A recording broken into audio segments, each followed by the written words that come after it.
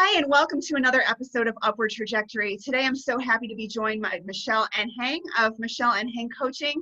Thanks so much for being here, Michelle. Thank you for having me. And Michelle's story just really resonated with me, and it's something I felt like I needed to have her on. I needed her to share. It's just we deal with adversities, and we know that they're coming, but they just blindside us sometimes. And Michelle's got it's a tragic story, but it's something that I think we need to hear because she's been able to get through it and come out on the other side, and there's hope for people. So Michelle, if you could just kind of share with the audience, what you've been through and, where you are now because of it, that would be fantastic. Sure, happy to. Essentially 14 years ago, I lost my husband. He died by suicide. I was 34. Thank you. I was 34 at the time. He had been suffering from mental illness, and essentially lost hope. And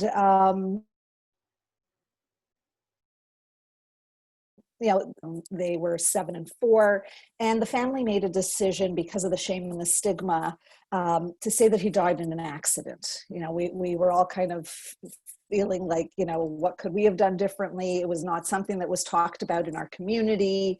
We didn't know how to deal with it. I justified it that, I don't know how to tell my kids this because I don't understand it. And this was something that I carried with me for 10 years, actually more than 10 years. Wow. Yeah. Wow. So your young kids, 7 and 4, and you want to protect them, and you want to protect everybody you can from this. But the reality is, this is something that happens, and it's a tragic thing. It's an awful thing. But protecting is repressing. Yes. And that is just what we don't understand. And I wish that it was talked about more. And I think we're getting there. I think we're starting to start the conversation. And there's a lot of talk now about mental health, which is wonderful, but we are just scratching the surface. We really need to dig in. And so, so you repressed for over 10 years. Yes. What was your breaking point? What got you to the point where you just needed to let it loose and get past it? Yeah. When hiding clearly had its impact on my mental health as well. I had depression from, repressing all the feelings, not being able to work through the pain of the suicide, pretending, that I'm grieving an accident, which is very different. Right. And having anxiety too, for, always worrying who's going to find out, are they going to tell my kids, what's going to happen? So I was really I can't even say designing a life around that because I wasn't even designing. Life was just happening to me. I was, kind of huddled up and, and everything that just kind of came my way. It was like, okay, this job came my way and it's like, okay, I'll take this. It's secure. It's good. Not thinking about, is this something that will make me happy? And, and I didn't dare to even let myself be happy. And, I had a couple of relationships, none of them were healthy either because, well, clearly I wasn't healthy. So I was not attracting healthy people. And just reached a point where I was just in so much pain from all these choices I was making, dancing around this, that, by my 45th birthday, I hit, what I say is one of my numerous rock bottoms. And I was just like, I can't do this anymore. Like, I can't live the next half of my life in this much pain. Like, it's too much. It was overwhelming. I was, I was miserable. And so that's when I just made that commitment to myself that, whatever it takes, I will do what I need to do to get healthy and to clear these patterns. It was that aha moment of like, it's me. Like, I can blame my job and my boss and the environment. I can blame the boyfriend. That's all fine, but I'm choosing to stay there.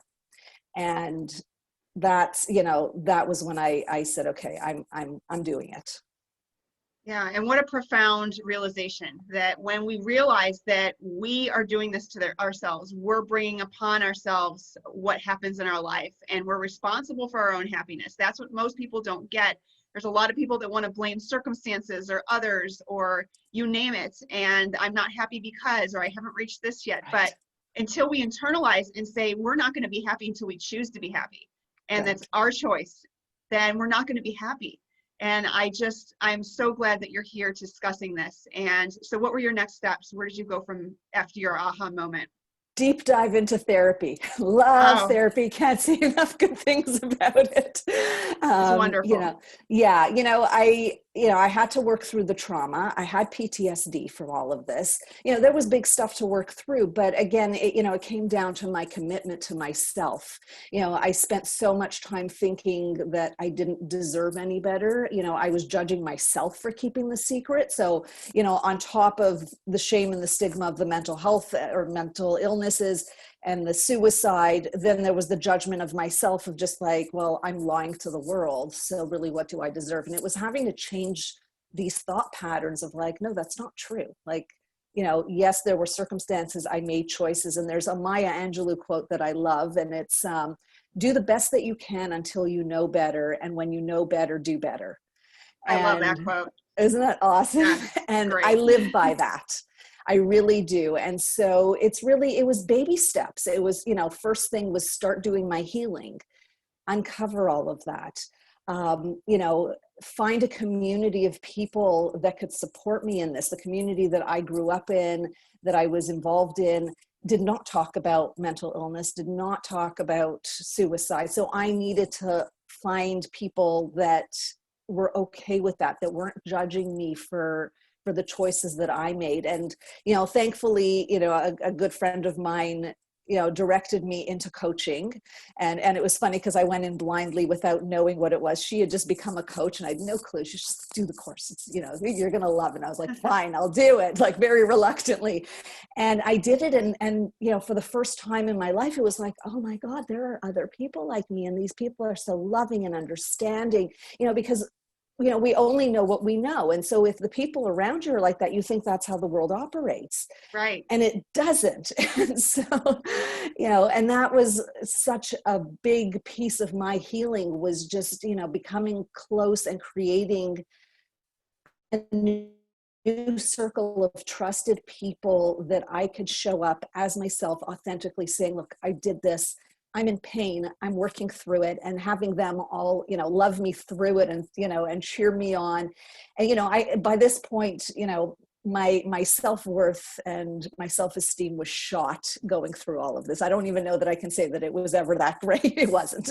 But, seeing what these people saw in me, what they were mirroring back, helped me rebuild myself. It was really, this new community of people that that I could see, like, okay, they believe I can do it, so I'm going to take one more step forward, and one more and eventually got to the place where it was like, okay, I'm ready to tell my kids the truth.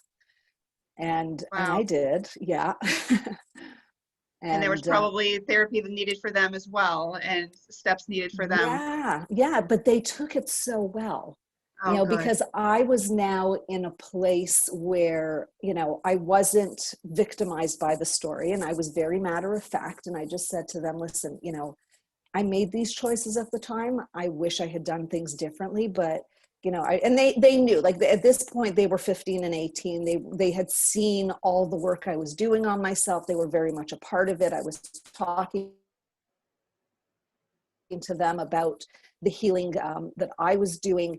And so when it reached that point, and I just said, I want you guys to know the truth, they were like, okay, they were really accepting. They said, we wish we had known better. We wish we had known from the beginning, but we also understand why you made the choice that you made. Like they knew the families and, the belief systems there. They knew the community belief systems. So that shocked me too. Like all the fears that I have of like, oh, they're going to judge me, maybe they'll never talk to me again. Like none of it was true.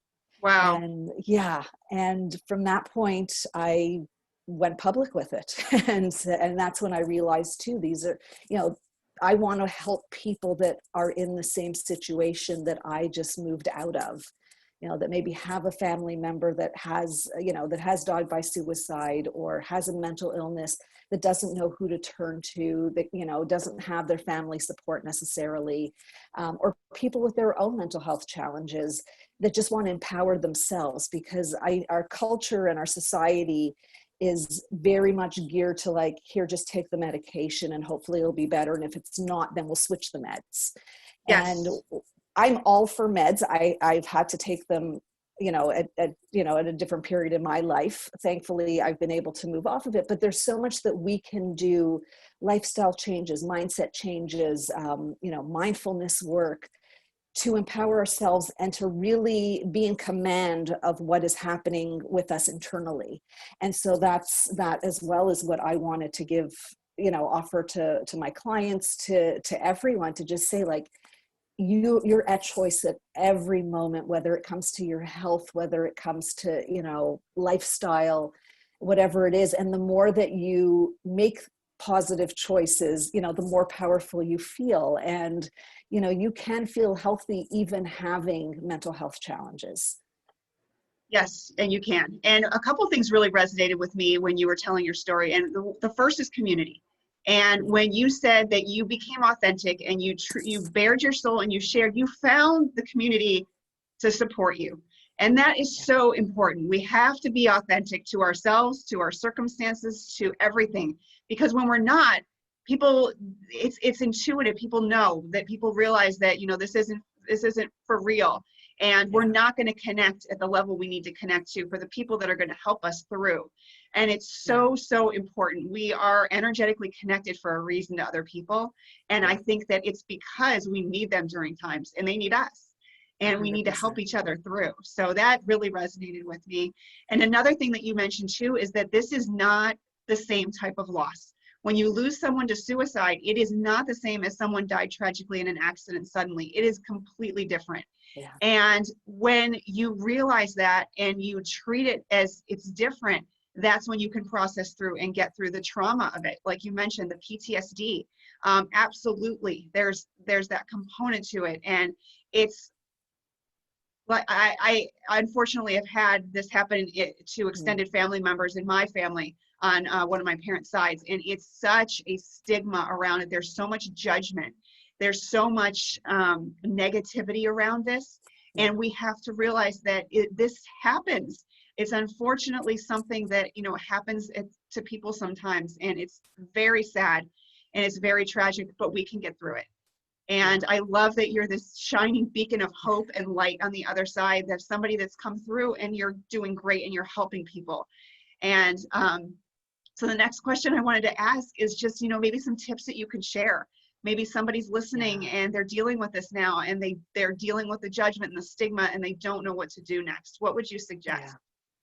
I think the first thing is start looking for those people that can support you, that can be there for you. And I always say, like, be discerning about who you're leaning on for support. Yes. We really have to be so careful because you can't, when we're vulnerable and we're in these hard times and we reach out to somebody who has their own ideas and shame around their stuff and mental illness and stigma, they can't be with us. They can't fully hold us in our pain. They're going to keep kind of trying to move us out of it, and that's not necessarily what we need, or they're going to shut us down. And so really, choose who you're speaking to. And, if it's nobody that in your own community, there are so many support groups out there. There's so much available online. That's a great place to start. I know for me, at the very, very beginning, there was a support group when my husband was alive, for family members of people like that. And I remember just sitting there, and I didn't say a word the entire time I went. I just cried the whole time because it was like, oh my gosh, I can just let all my pain out. And it was safe and there was no judgment. And that was the first step. So I really, strongly recommend, like, find support groups, find, professional, anybody that you can start talking to and just get this all out. And then slowly finding, socially people that think the same way that you think, that are also about being authentic and not holding these things in, because, it's not a healthy way to be. And so, when we're all in that space together, we're all just kind of, perpetuating the illnesses ourselves. So really, It's about stepping out of it, Is it easy? It's not always easy, like, particularly socially.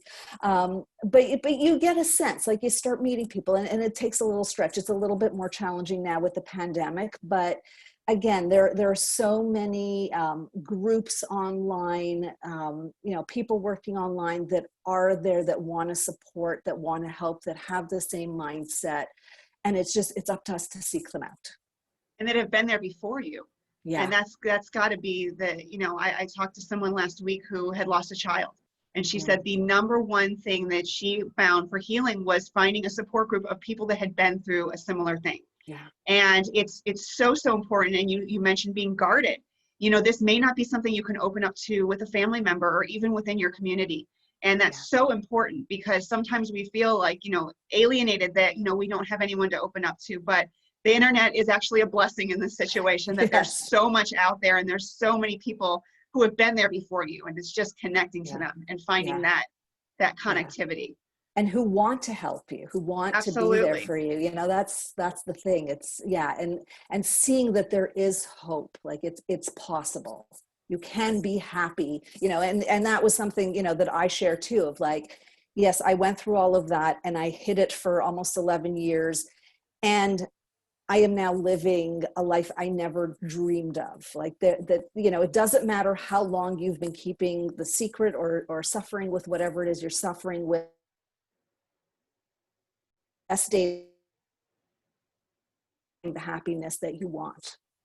Yes, and I feel the happiness coming through. It's just you beam the happiness. I sense that you are just there, and you're in that place, and I'm so happy for you that you found that place. It's just so important to have that hope and hold on to it.